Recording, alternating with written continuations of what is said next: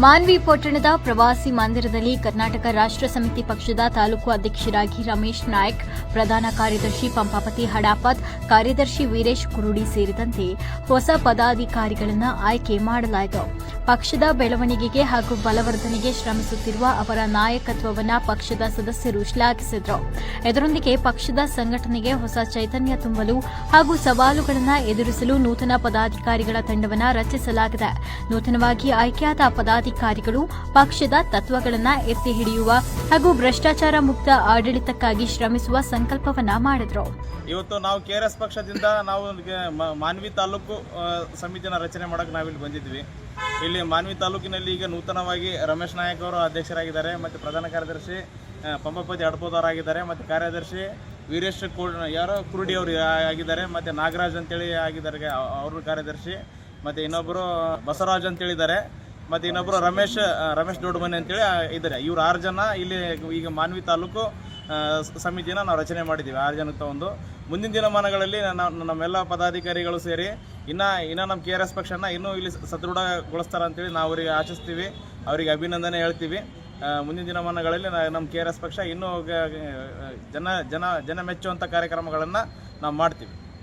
ಇವತ್ತೇನು ನಮ್ಮ ಜಿಲ್ಲಾ ಕಾರ್ಯದರ್ಶಿ ಆಗಿರ್ಬೋದು, ಮತ್ತು ತಾಲೂಕು ಉಸ್ತುವಾರಿ ಶರಣಪ್ಪ ಸಾರ್ ಆಗಿರ್ಬೋದು, ಮತ್ತು ಜಿಲ್ಲಾ ಕಾರ್ಯದರ್ಶಿ ವಿಶ್ವನಾಥ್ ನಾಯ್ಡು ಸಾರ್ ಆಗಿರ್ಬೋದು, ಇವತ್ತೇನು ಮಾನ್ವಿಗೆ ಬಂದಿರತಕ್ಕಂಥ ವಿಷಯ ಕಾರಣ ಏನಪ್ಪ ಅಂತಂದರೆ, ಮಾನ್ವಿ ತಾಲೂಕು ಕರ್ನಾಟಕ ರಾಷ್ಟ್ರ ಸಮಿತಿ ಪಕ್ಷದ ಸಮಿತಿಯನ್ನು ರಚಿಸಬೇಕಂತೇಳಿ ಇವತ್ತು ಈಗಾಗಲೇ ಅದನ್ನು ಯಶಸ್ವಿಯಾಗಿ ಪೂರ್ಣಗೊಳಿಸಿದರೆ ನಾನು ಅವರಿಗೂ ಕೂಡ ಧನ್ಯವಾದಗಳು ಹೇಳ್ತೀನಿ. ಇವತ್ತು ನಮ್ಮನ್ನು ಪ್ರಧಾನ ಕಾರ್ಯದರ್ಶಿಯನ್ನು ಆಯ್ಕೆ ಮಾಡಿದ್ದಾರೆ.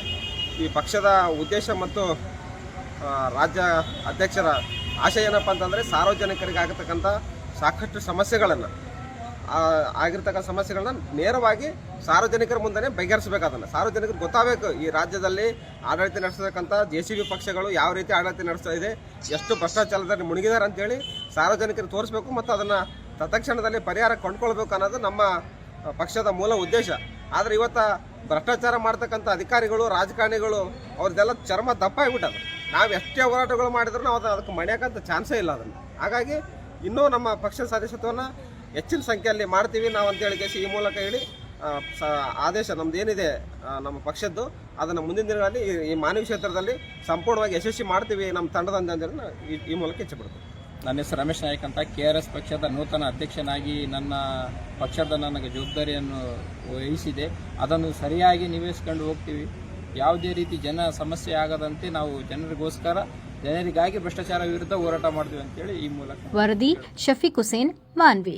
ಮೆಂಡು ನ್ಯೂಸ್ ನೆಟ್ವರ್ಕ್, ಸತ್ಯದ ಕನ್ನಡಿ.